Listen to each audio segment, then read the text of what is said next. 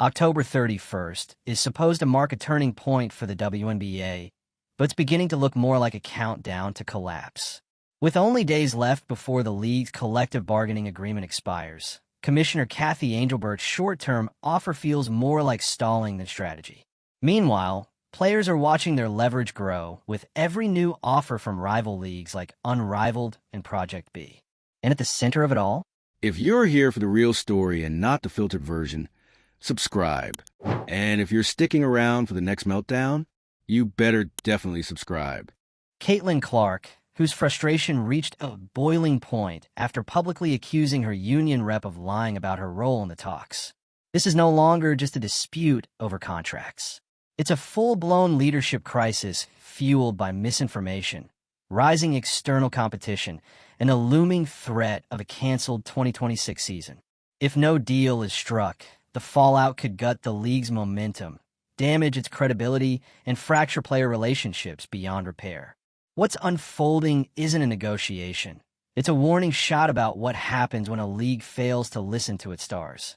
Caitlin Clark just hit the brakes on the WNBA's so-called momentum, and she did it without hesitation.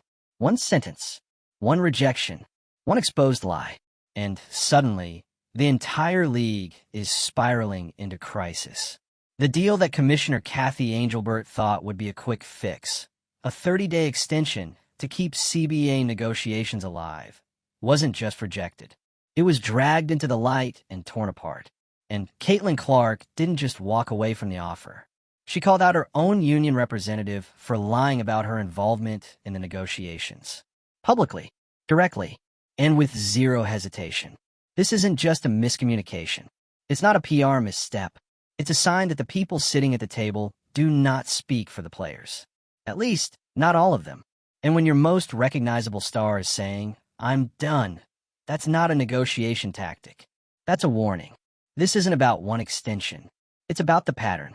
Delays, half measures, manipulated messaging, and leadership pretending they have control over a league that's barely holding itself together. The October 31st deadline is no longer a technicality. It's a countdown to collapse. If this deal doesn't get done, and it doesn't look like it will, the 2026 WNBA season is on the chopping block. No agreement, no games. No season, no league momentum. Everything built over the last 2 years, gone in a flash. The most concerning part isn't just the deadlock. It's how much distrust is in the room. Players aren't just disagreeing with league management anymore. They're turning on their own reps. Clark's accusation against her union representative exposed a deeper rot. If players can't trust the people who claim to represent them at the bargaining table, then the foundation of the league structure is broken from within. And right now, that internal damage is being amplified by outside pressure. Because while the WNBA stalls, rival leagues are moving fast. Unrivaled, Project B, both are building serious alternatives for players who are done waiting. These leagues aren't just hypothetical, they're active. Deals are being signed, offers are being made, and the longer the WNBA delays, the easier it becomes for these startups to poach top talent. They're offering things that WNBA won't. Revenue sharing, transparent contracts, creative freedom, schedules built around player health. And the players, especially the ones with options, are starting to look around and wonder why they should stay loyal to a system that refuses to change. Clark's frustration is justified. She helped bring this league into the spotlight, only to be treated like a name to be dropped when it's convenient. When union reps claim she was involved in talks, and she wasn't, that's not a technicality. That's erasure. That's misrepresentation. That's using her credibility to cover for a broken process. So no, she's not playing along. And this all could have been prevented. The players have been asking for a fair deal since March. Revenue sharing is at the center of the fight. The players want what male athletes in the NBA already have, a cut of the actual income the league generates. But the WNBA's leadership refuses to budge. They're still separating player pay from league profits, pretending one has nothing to do with the other. That argument doesn't hold anymore, especially when the league is using Clark and others to draw attention, fill seats, and drive marketing campaigns. You don't get to use players' likenesses to sell the brand and then claim there's no money to share. That's where the outrage is coming from. Because it's not just about salaries. It's about being treated like professionals, being told the truth, being heard. And clearly, that's not happening. Clark's public refusal to co-sign the union's messaging shows just how far that gap has widened. The WNBA isn't just losing the negotiation. It's losing the locker room. And then there's the timing. While this disaster unfolds, the NBA is also facing federal investigations into gambling and injury reporting violations. The very same day the WNBA's deadline hits, October 31st, the NBA has a major federal meeting scheduled. So now, the leadership that should be fully focused on saving the women's league is caught up in its own scandal. Split priorities, shared executives, limited capacity, all at the worst possible moment. Which means the players, they're alone in this. And the ones who can walk away are thinking about it. Because when alternative leagues are offering better money, more respect, and cleaner leadership, loyalty gets harder to justify. If the WNBA wants to keep its stars, it can't just beg for patience. It has to earn trust. And right now, it's doing the opposite. Caitlin Clark's stand is powerful because she didn't wait. She didn't stay quiet. She didn't play politics. She saw the process for what it was and refused to be part of the performance. And that one decision, that one refusal, is shifting the entire landscape. It's sending a message to other players that silence isn't required. That calling out your union rep doesn't make you difficult. It makes you honest. And if the league doesn't address that honesty with real reform, it risks losing more than just games. It risks losing the entire culture it's tried so hard to build. The idea that the WNBA is growing because of stars like Clark is undeniable. But what's becoming even more clear is that without structural change, that growth is temporary, unsustainable, fragile. And with each day that passes without a deal, that fragility is starting to crack. The league's refusal to adjust revenue models, support players openly, and act with urgency isn't just hurting negotiations, it's damaging its own reputation. Fans are paying attention. Sponsors are too. And if this deal doesn't go through, those relationships get tested. Because a canceled season doesn't just inconvenience fans. It disrupts careers, ends endorsement deals, lowers valuations, kills interest. You don't get to fumble the most visible moment in your league's history and expect people to stick around. This is no longer just a contract dispute. It's a crisis of leadership, a crisis of transparency, a crisis of direction. If the WNBA wants to survive it, the 30-day extension won't be enough. They need to address the core of the conflict: who's being represented, how decisions are made, and why players like Clark feel the need to go public just to correct the record. Because if Clark is done, others will be next. And when your stars leave, what's left? This isn't just a league facing a deadline. This is a league at the edge of irrelevance if it doesn't act now. Drop your thoughts below if you're watching this meltdown unfold. Like if you're frustrated with the way this has been handled. Share this with someone who still thinks the players are overreacting. And subscribe to stay with us as this story develops. Because if the deadline passes without a deal, the consequences won't be quiet. They'll be historic. Caitlin Clark isn't just saying, "I'm done" with the league's last-minute offer. She's done playing nice. And the message couldn't be clearer. If the WNBA thought it could ride the coattails of her star power while dodging real accountability, that illusion just exploded. Clark didn't just reject Commissioner Kathy Angelbert's 30-day extension. She burned the entire delay tactic to the ground. The league is out of time, out of excuses, and rapidly running out of players willing to tolerate business as usual. This is bigger than a contract dispute. This is the unraveling of a league at the precise moment it should be surging. Let's talk facts. The players opted out of their collective bargaining agreement months ago. They've been pushing for a new deal that reflects the actual value they bring, especially now, when women's basketball is more visible, more profitable, and more in demand than ever. But instead of urgency, they got silence. Instead of reform, they got vague promises. And now, when a league finally shows up to the table, they offer a 30-day extension. That's not leadership. That's a stall. And Clark? She saw it for exactly what it is. She didn't wait for PR teams to clean it up. She didn't let the union spin it. She called out the lie directly, publicly accusing her own representative of misrepresenting her involvement in negotiations. That's not just gutsy. That's a full break from a system that's been failing players behind the scenes. The damage that did? Immediate. Because now we know, the players aren't all on the same page. The people speaking on behalf of the union might not have the full support of the very players they claim to represent. And when your most high-profile athlete is the one pulling that curtain back, it doesn't just call the process into question, it nukes its credibility. You cannot negotiate on behalf of players who don't trust you. And a league? They've been banking on optics. Look how fast we're growing. Look at the ratings. Look at Caitlin Clark. They've used her name and image to push the idea that the WNBA is thriving. But now she's pushing back. And not just against management, but the entire structure that's pretending to speak for her.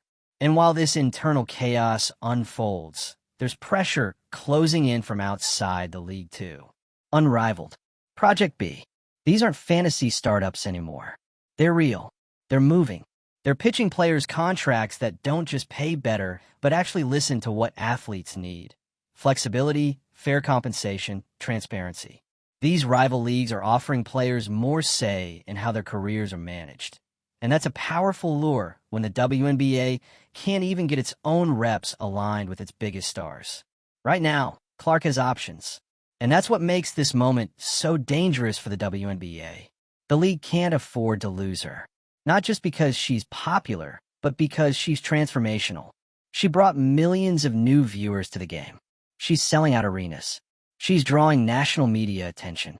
If she walks, or even distances herself from the league, it's not just a PR hit. It's a momentum killer. And here's the wildest part. This didn't have to happen. If the league had treated negotiations with the seriousness they deserve, if union leadership had communicated clearly and honestly, if Commissioner Angelbert had led instead of stalled, we wouldn't be here. There wouldn't be a public feud. There wouldn't be union fractures. And the 2026 season wouldn't be dangling by a thread. But now, it's not just dangling, it's on fire. Because let's be honest, no deal by October 31st doesn't just mean a missed deadline. It means a potential lockout. It means months of stalled operations. It means losing sponsors. It means freezing the very energy the WNBA has spent years trying to build. And canceling the 2026 season, that wouldn't just be a financial loss. It would be a cultural disaster. You don't get to tell fans, we're growing, and then vanish when it's time to do business. A canceled season isn't just a pause. It's a reset to zero. Fan interest would plummet. Sponsors would walk. Players would leave. And other leagues would gladly welcome them. Because if Clark is fed up, how do you think the rest of the league feels? Veterans who've dealt with low pay, bare-bones resources, back-to-back overseas seasons just to make ends meet. Young stars who are told, just wait, things are getting better. Everyone who's been asked to sacrifice for the greater good of a league that still won't share its profits. Clark calling out her rep was a spark. The fire started. It's already spreading. And leadership is cornered. Angelbert's team is under pressure from all directions. Internally, they've got a mutiny brewing. Externally, the NBA, whose financial and structural support props up the WNBA, is in its own crisis. Gambling investigations, injury report scandals, federal hearings scheduled for the same day as the WNBA's deadline. That means divided attention. That means chaos. And it means the people who are supposed to be guiding the league through this moment are too busy putting out fires somewhere else. So who's left to lead? Right now, it's the players. But they're tired. They're being pulled in every direction, asked to be athletes, brand ambassadors, labor negotiators, and league saviors all at once. And when the one player who brought in the most attention in years stands up and says, I'm done, that should shake every executive in the building. Because what happens next is on them. Clark made her position clear. She won't be used. She won't be lied about. And she won't be quiet just to protect the image of a league that refuses to do right by its players. If leadership doesn't course correct, and fast, they're not just going to lose one star. They're going to lose the league's credibility, its momentum, and maybe even its future. So now the clock is ticking.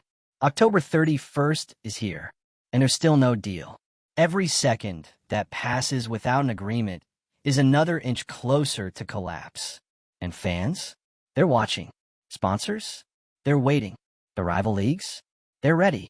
If the WNBA wants to survive this, and not just survive, but grow, it needs to stop using extensions as a crutch. It needs to fix the trust issue inside the union. It needs to stop spinning and start delivering. And it needs to respect the players who've carried the league on their backs for years. Caitlin Clark isn't just walking away from a negotiation. She's rejecting the entire model that assumes players should sit down, shut up, and wait for progress that never comes. She's demanding better. And whether the league steps up or not, that decision will define what comes next. There's a reason Caitlin Clark's "I'm done" hit like a wrecking ball. Because deep down, everyone knew this moment was coming. The league has been balancing on a fault line for months, maybe years, and Clark just stomped her foot down. Now it's cracking wide open. And let's be real, this wasn't just about a 30-day extension. This wasn't about a single negotiation tactic.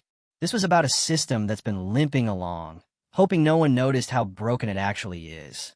Clark noticed, and unlike most rookies who might have stayed quiet, deferred to the veterans, played politics, she didn't just speak up. She blew it up. Because when your union rep falsely claims you're a part of negotiations, when your name gets used to prop up decisions you didn't agree to, when you're told to just smile and trust the process while the clock runs out on the entire season, what are you supposed to do? Clark's answer: go public, go loud, and go now. She knew the risk. She knew it would ignite headlines. She knew people would call it messy, dramatic, divisive. But guess what? This situation is all of those things. It's messy because there's no unity. It's dramatic because the league is running out of time. It's divisive because players aren't aligned, leadership is failing, and nobody knows who's actually telling the truth. And what's worse, the league still thinks it has time. Kathy Angelbird's office offered that 30-day extension like it was a lifeline, as if players should be grateful for more time to be ignored, misrepresented, and strung along. Time isn't the issue. Trust is. You can't fix this with a delay. You can only fix it with transparency, accountability, and actual reform. And right now, none of those things are on the table. Instead, what's on the table is chaos. Let's break it down. If a deal doesn't get signed, and no, an extension doesn't count, the 2026 WNBA season could be canceled. That's not just a possibility anymore. That's a very real, very public threat hanging over the entire league. And while that looms, rival leagues like Unrivaled and Project B are circling, quietly gaining momentum, silently scooping up talent, offering players things the WNBA refuses to: equity, creative control, performance-based bonuses, and most importantly, respect.